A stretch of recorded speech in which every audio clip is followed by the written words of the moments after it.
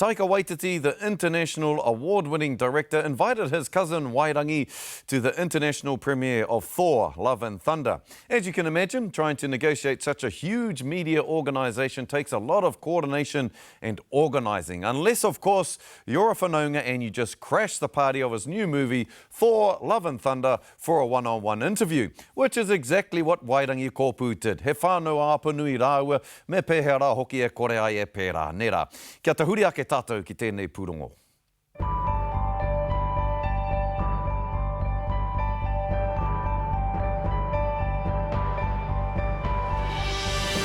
He's probably the most famous person to ever come out of Te Whānau Apanui, and tonight he is in Sydney, Australia for the premiere of the Marvel movie Thor, Love and Thunder.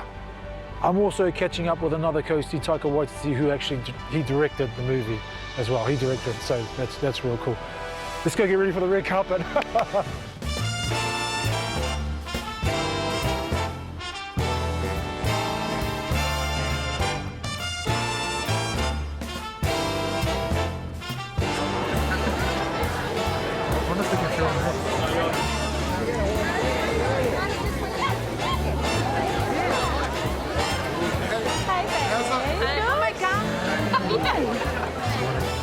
There's glitz, there's glamour, there's Thor fans, and soon the stars will be making their way down the red carpet.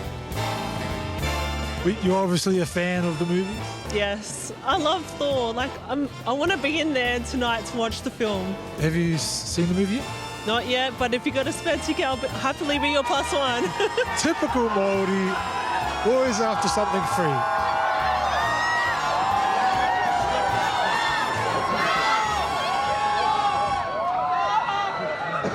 Kia ora, Chief.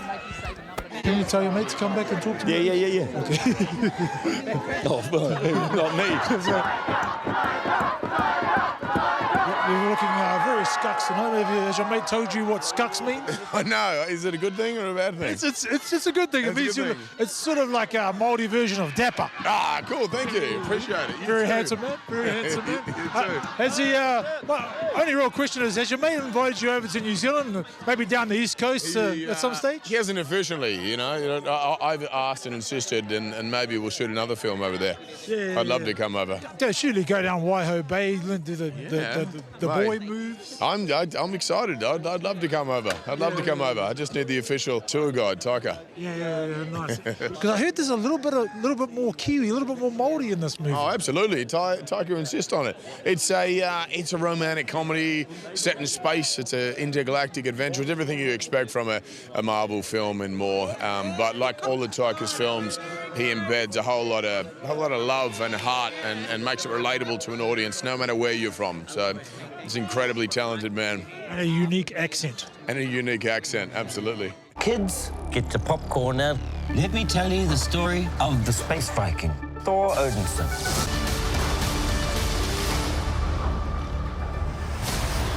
Papa te whatitiri, hiko te uira, ruana te whenua I te pai o te kiriata. Me kore ake au ia Thor. I'm pretty much Thor. Yeah.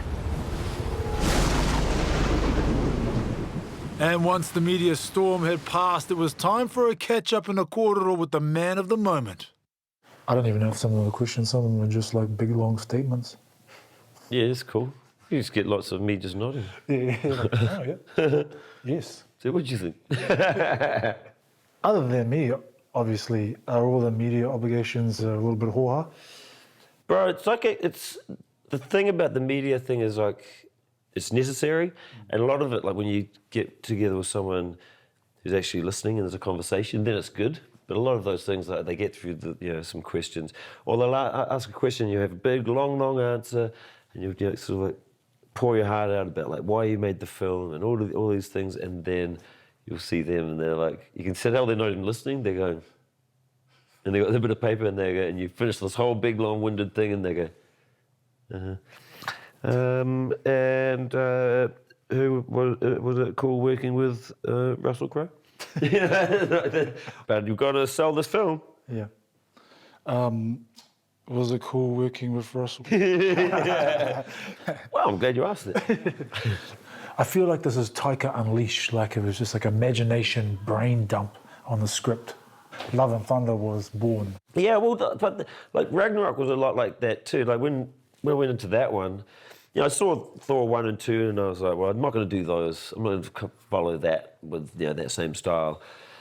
And I've read a bunch of the comic books, and what I've kind of got from them was just the art and how creative the worlds were, and like, you know, they really go into the realms of the gods and other planets, and there's like aliens and creatures and serpents, and there's a lot of crazy stuff in those comic books. I thought we just got to embrace all of that, you know, embrace the imagination that went into that stuff.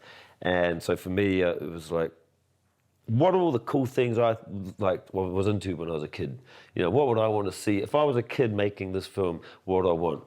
Thor, Incredible Hulk, a giant wolf, a zombie army, you know, a fire planet, and then like in this one, it's like, giant goats and a Viking ship and a rainbow bridge. What else would I have to do if I was a 6-year-old and someone asked me to make a movie? You know, because when you're young, you know, when you're drawing those, you know, on your school books and stuff like that, you don't have any limitations. You're just drawing, you know, the crazy stuff, skulls with snakes coming out of the eye socket, you know, on fire. You know, and so like I was like, yeah, I just got to like embrace the inner child who just wants to see everything up there. And then, you know, then the mission then is also to make the character relatable and make the film mean something, because otherwise it's just a music video. It's like, well, how do you make someone like Chris, you know, like, or Chris's Thor, relatable? And it's really just comes down to like put him into situations that we've all been in, or, you know, and Ragnarok, you know, he's a rich kid from outer space, right? So let's say he's from Beverly Hills, or he's from Bel Air. He's a privileged white kid from Bel Air. And so, and Ragnarok's like, okay, well, let's send him to the South Central, okay? And he's trapped in South Central, which is that planet that he's on with the Hulk. And like, you know, he meets up with like a psychopath down there, and he's got to get back to his house across town. And so that really is, you know, what that whole film is sort of like. And this one is like, this one's about a dude going through a midlife crisis, which we've all done or about to do. I'm probably about to have my second one. And you know, where you wake up and you go, shit, is this it? You know, it's like, is this my life? Is this like, the big part is like tapping into that little kid inside you, where you're like, you got to check in on like what your kid was, you know, dreamed of. You know, when you were a little boy, you're like, this is what I want to do. And then, you know, at 46, you know, I have to sometimes check in and go, are you okay with what we're doing? You know, like, you're not an astronaut, and I let you down on that one, but we're doing some pretty cool stuff, you know? So, and with Thor going through this stuff, it's like midlife crisis. He needs to find a sense of purpose. You know, he's lost. He's got no one to love and no one to love him. And, you know, what does it do to someone who like kind of wakes up, you know, in the middle, in midlife, lonely? Remember what I told you? You ever feel lost? Just look into the eyes of the people that you love.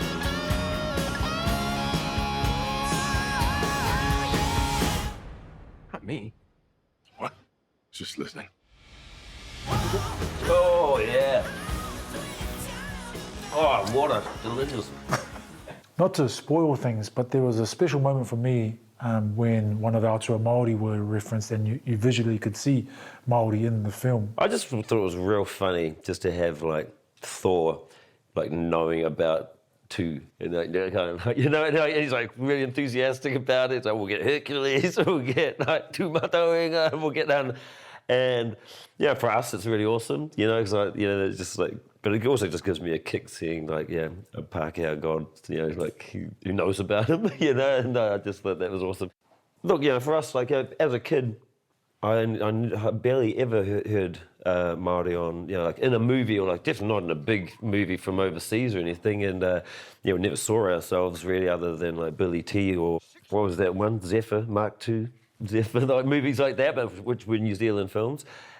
Yeah, to be able to see that stuff like today, and you know, for it to start for you know, that level of like inclusiveness and representation to be on screen for rangatahi to see like now is pretty awesome, because you know, even just be able to see us making films. You know, no, like, you know, where we're from, there's like, you know, growing up there were 3 jobs.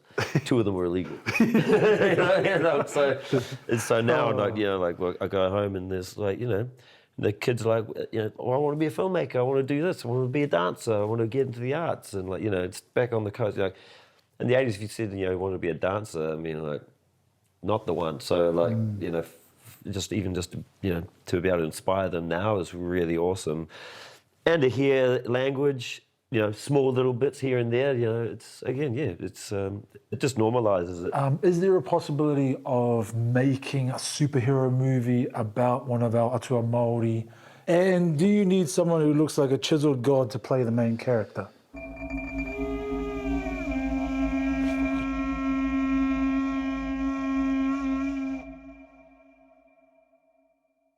I think there is, for sure.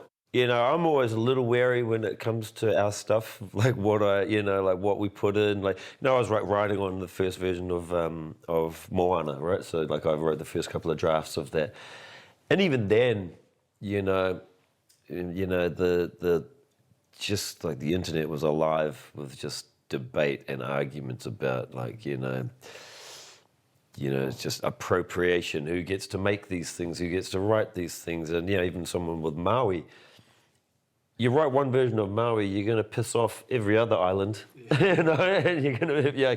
So it's really hard to get it right. And I think when it's made by us, though, it kind of gives us some, you know, some creative freedom. And if we can retain ownership over it, so that it's, you know, our voice and it's not. You know, it's not some guy from Burbank, you know, some white fellow in Burbank who's like, you know, has no idea about us or hasn't really done the research, who's telling our stories, then, you know, then I think it's good. We got to keep our stories in our own hands and told by us, because you know, then you get authenticity and probably less chance of crucifixion. But then we still crucify each other. It's always that's funny. The thing I've had, there's like this funny joke I heard that one of my Native American friends said, which applies to all Indigenous people, I reckon. And it's, how many Māori does it take to screw in the light bulb? 3 to screw it in and 1 to stand back and go, oh, that's not how I was taught. That's us, brother. Okay, bro. Yeah. Mihi nui atu ana ki a koe, Taika. It pays to be whanaunga with one of the biggest names in entertainment, nera.